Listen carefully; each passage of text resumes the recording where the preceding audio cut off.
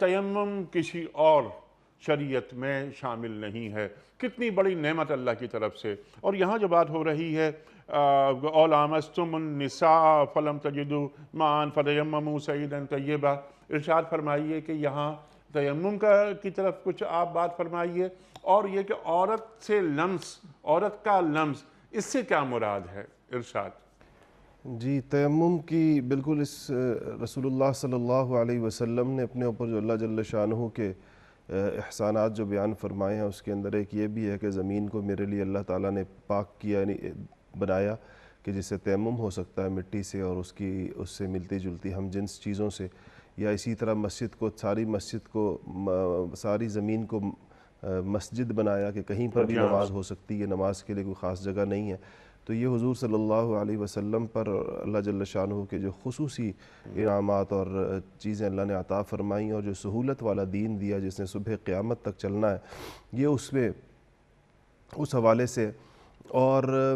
تیمم کے بارے میں یہ بات ہمیں معلوم ہے کہ اس کا طریقہ یہ ہے کہ پاک مٹی پر بندہ جو ہے وہ 2 بار ہاتھ مارے گا، ایک بار ہاتھوں کو اپنے چہرے کے اوپر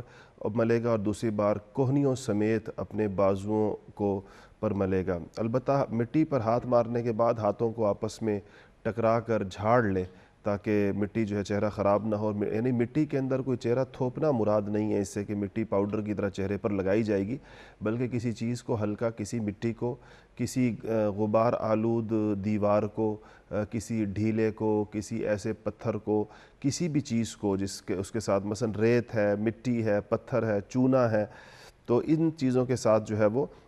تیمم ہو سکتا ہے، مٹی کی جنس سے جو چیزیں متعلق ہیں، تو اس کے بعد یہ تیمم اس کا ہو جائے گا۔ اور یہ بالکل اس میں کسی قسم کے وہم کی ضرورت نہیں ہے۔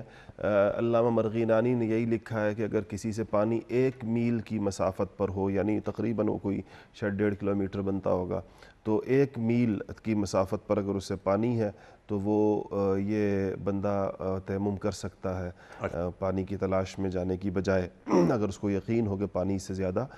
دور ہے۔ اسی طرح کسی ایسی بیماری کے اندر جس کے اندر اس کو پانی کا استعمال اس کی بیماری کو بڑھا دے،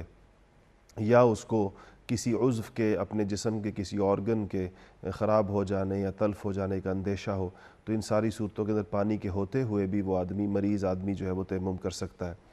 بہت بڑی سہولت ہے۔ اور یہ ایک وہم لوگ عام طور پر کرتے ہیں کہ شاید تیمم کے ذریعے حاصل کی بھی طہارت جو ہے وہ کوئی کم معیار کی طہارت ہوگی بنسبت پانی کے۔